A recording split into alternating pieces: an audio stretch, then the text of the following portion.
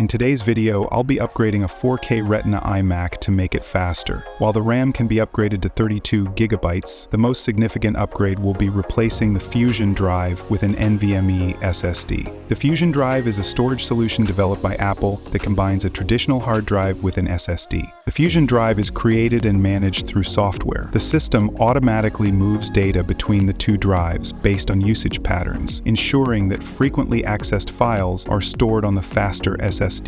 When it was introduced, the Fusion drive was truly innovative, combining the speed of an SSD with the storage capacity of a traditional mechanical hard drive. Initially, the SSD capacity was 128 GB, but over time, the SSD portion was reduced, eventually shrinking to just the 32 GB SSD installed in this machine. A smaller SSD means less space for caching frequently used files, reducing the overall performance boost you'd get from a larger SSD.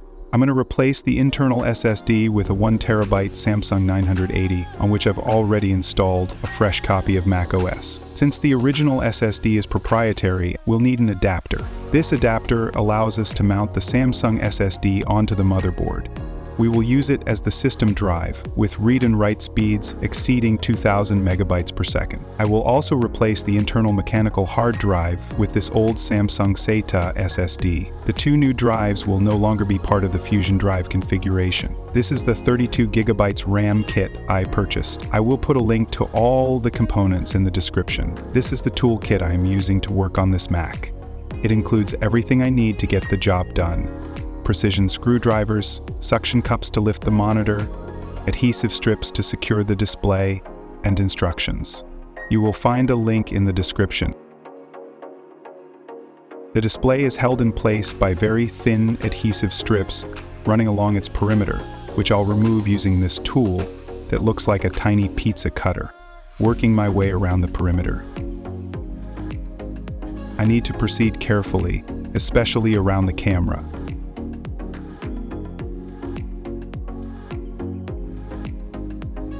Seems to be coming loose. With the iMac lying flat on the table, I use a guitar pick to separate the display from the chassis.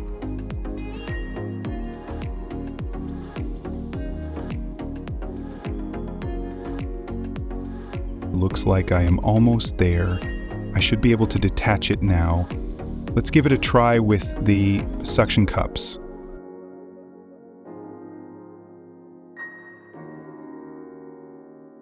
But before detaching the display, I first need to disconnect two cables that connect the monitor to the motherboard. I'm closing it back up and flipping the iMac over. I am wearing an anti-static wrist strap. I'll use this roll of tape to keep the iMac open.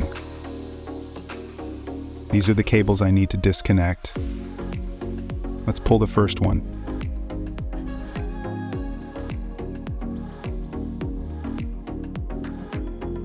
Here's the second one. It has a tab that I need to lift, and then I can simply pull out the cable. Done. I finally removed the display.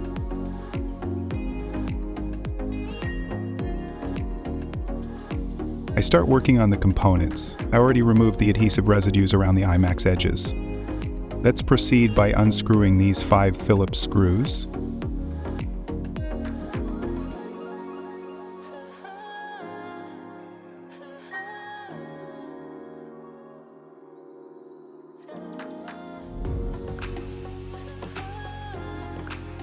Now I can remove this tiny metal bar that was secured with those screws. It should come off easily. Now let's remove the fan, secured by 3 Torx T10 screws.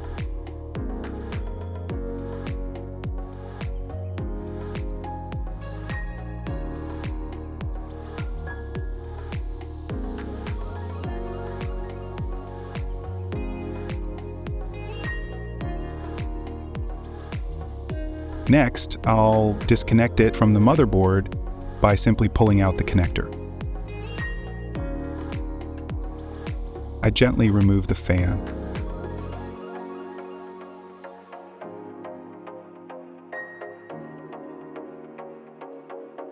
Next, I need to remove the speaker using a Torx T10 screwdriver.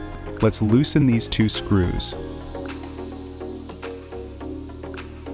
let's disconnect the connector from the motherboard.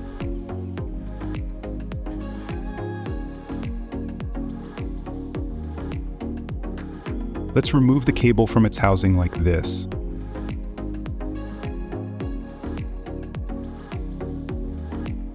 Next, I'll disconnect the iMac's power button connector.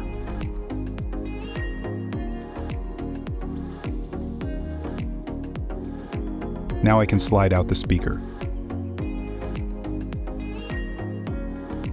I can move on to the hard drive. There are 4 Torx T10 screws, 1, 2, 3, and 4. Let's remove them.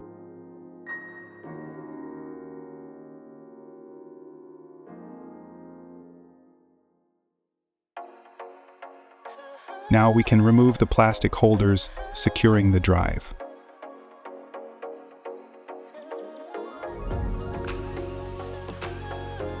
Next, I can lift the hard drive and disconnect it. Now let's move on to the power supply unit, which is secured by Torx T8 screws. I am going to remove them and remove the board.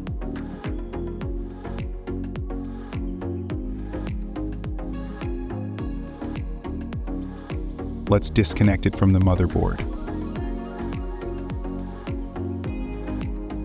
Being careful not to touch any exposed components, let's lift it by holding it on the sides. Below, there's a second connector. I gently press the small plastic tab and then pull it out.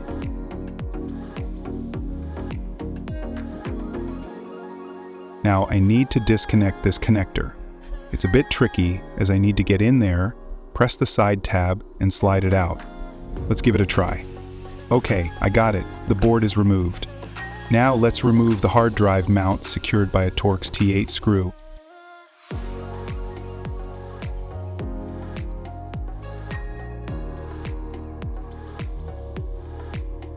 I lift the plastic mount and release the cable underneath. I slide the cable out and take it out of the tab. I can move on to the second speaker. We have 2 Torx T10 screws.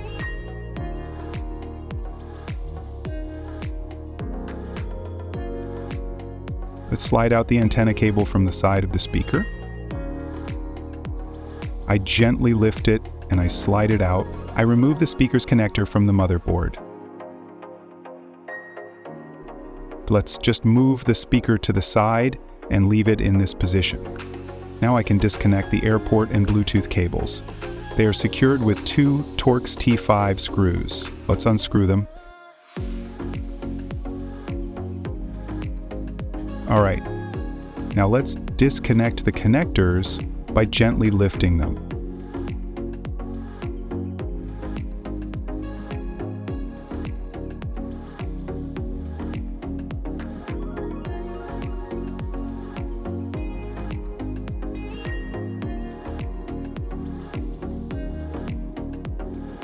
Now I need to disconnect the camera cable, which is this one. Simply lift the tab and slide it out. Here is the microphone connector. There's a tiny tab that needs to be lifted before pulling out the cable.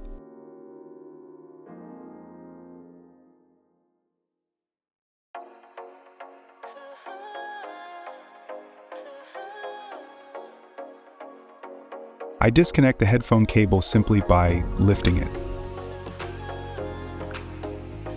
Okay, it's disconnected. Now I can deal with the 4 Torx T8 screws holding the motherboard in place. Let's proceed. 1, 2, 3, and 4. Now let's remove the 4 Torx T8 screws holding the heatsink in place.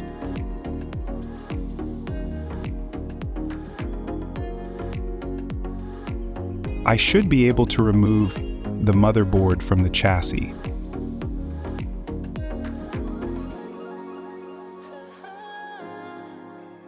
Finally, it's removed.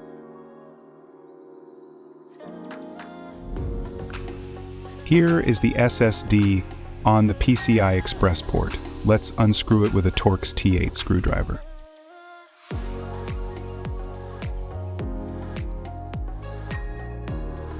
I can now slide it out.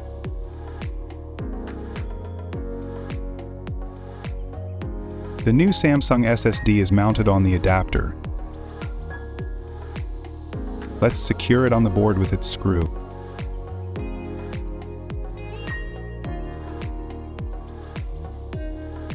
We'll leave you a link to the SSD and the adapter in the description. Now I can proceed with upgrading the RAM. These two iron tabs hold the module. I remove the module by lifting it and sliding it out. We do the same thing with the second one. On the second module, there's a heat protective layer. I'll remove it and apply it to the new module I'm about to install.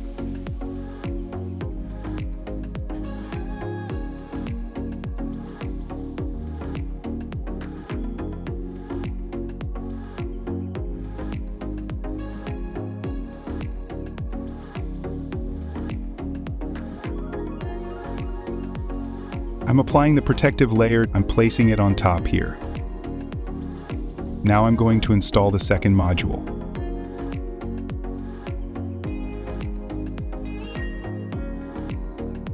Done. The RAM is now installed. We've gone from 8 to 32 gigabytes, and I can now begin reassembling the iMac. I carefully position the motherboard, ensuring that the ports align perfectly with the chassis openings.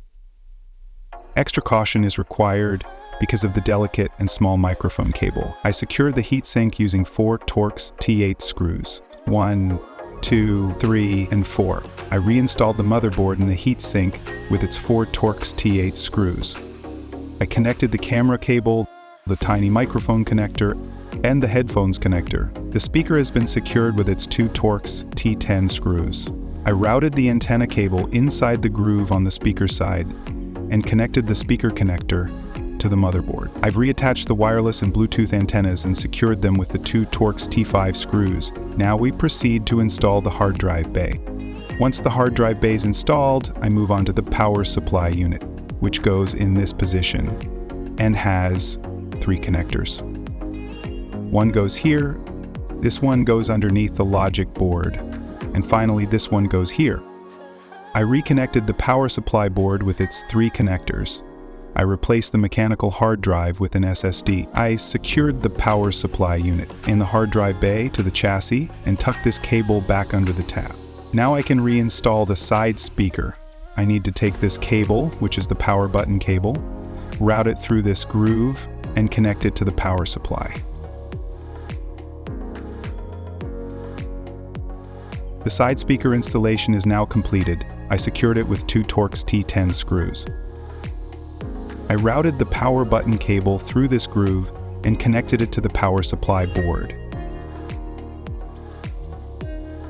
Then, I routed the speaker cable to the motherboard, securing it under the tab. I installed the fan and secured it to the chassis with 3 Torx T10 screws and connected its cable to the motherboard. I secure this tiny metal bar with 5 Phillips screws.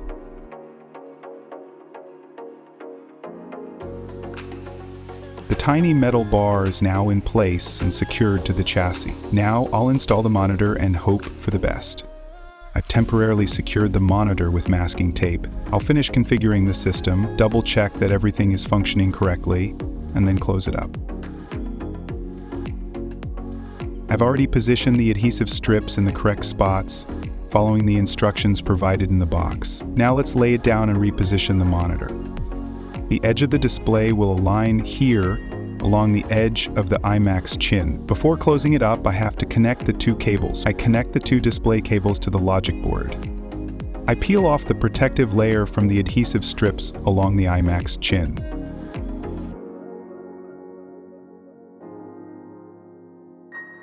Then I carefully align the display. I peel off the protective layers while keeping the display aligned with the base.